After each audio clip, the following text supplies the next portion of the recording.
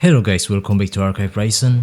In this video, I like to talk about the best operative to choose from the free operative selector for both beginner and veteran players.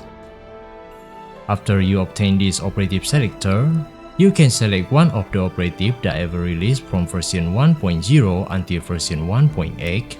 But keep in mind that after you choose one of the operative, you will receive 60 operative extract instead. This one, where this amount is enough for you to unlock one operative that you don't have, or you can use it to upgrade the operative manifestation.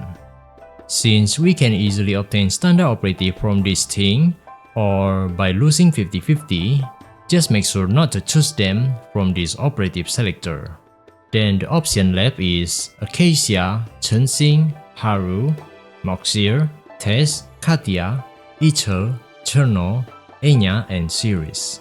I'm gonna start from my recommendation for beginner player first.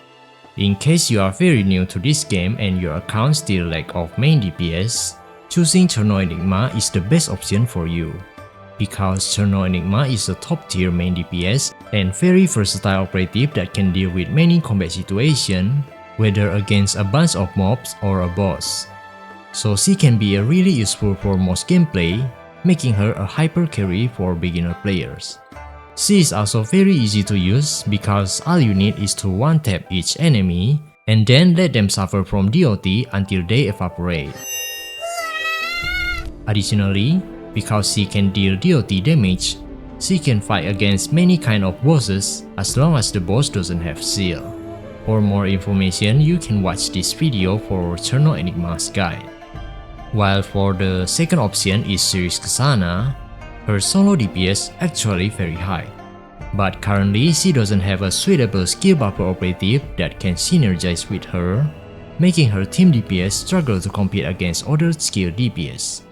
Her capabilities to deal with mobs is also very good, that she is well known as the most annoying operative in Gigaling due to her habit to bulldoze every enemy in her path and knocking them down. Therefore, she is also a very versatile operative who can deal with boss and mobs without concern. Additionally, Series is also very easy to use and has fast mobility that can be very useful for exploration gameplay like Star Master. I wouldn't recommend Chensing Acheria Cloud, Haru Absconditus, and Katia Blue Bolt because they have been power creeped by many new operatives. Even though they could still excel against certain boss, for example, Chensing can still outperform others when facing Hela, while Haru Absconditus was able to deal with Fian Brother in the past. However, we already have more powerful options to deal with Fian Brother recently. As for Katia, she is also very versatile operative and easy to use, but her DPS been power creeped by many new operatives. However, if you don't have Katia Downwing at home, you might want to consider choosing Katia Blue Bolt because she's waifuable. Next is the recommended support operative in case you want to start investing in support operative because support operative is more future-proof. Here is my recommendation. The first recommendation is Acacia Kaguya because she is the most universal or flexible support operative that you can pair with any main DPS you have, whether they are ballistic DPS operative, skill DPS operative, or hybrid DPS operative.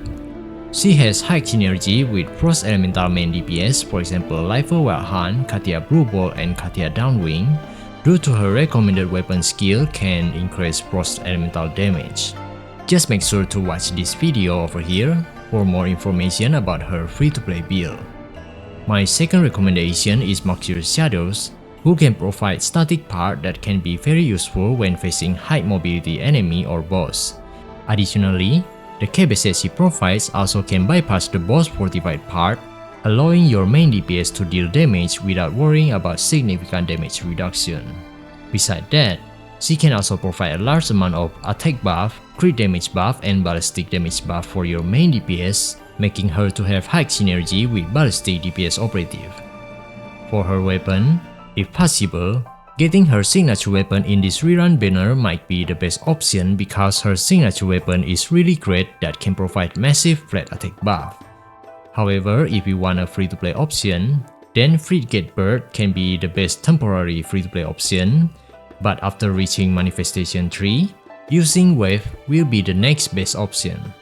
For the third recommended operative is Test the Magician, who has very high synergy with ultimate skill dependent operative like Winter Solstice or Ether the Cup.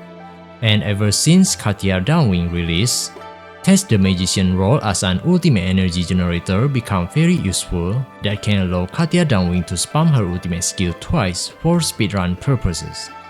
Besides that, Test can also provide a massive damage deal for your main DPS who still lack of that generic buff.